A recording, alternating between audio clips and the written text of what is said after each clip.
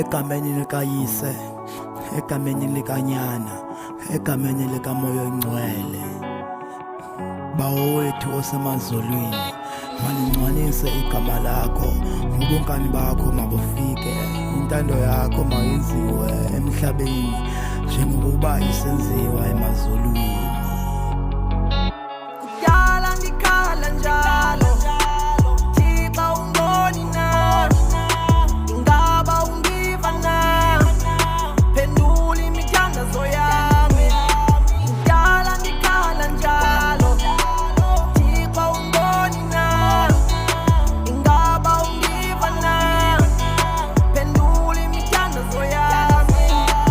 Uyehlwa kumnyama, ixesha liyandishiya, nemali ndiyayidinga, nami ndizosinga baba, nami ngifuna ufika phaya, isibane masikhanye baba, nenkuni izoba sekhaya, phendula imithandazo yami.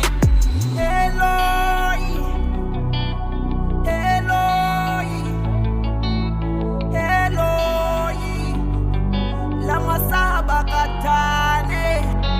Kudala ngikhala njalo, Thixo ungiboni na, ingaba ungiva na, phendula imithandazo yami.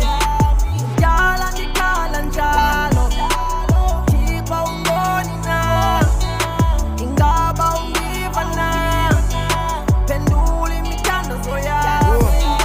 Thixo phendula nini, ngithandaza ubusuku nemini, umsebenzi umnandi kanini, impumelelo iza nini, izithembiso zifezeka nini, yakuba mnyama apha ehlathini, ndibamba ityuni ndikhupha nini, sebhadini andiyazi ndini.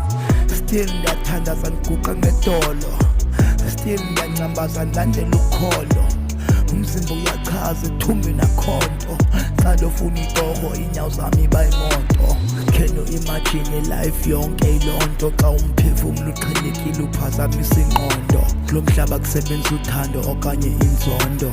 Thixo ngicela undiphendule xa ndiguqa ngedolo.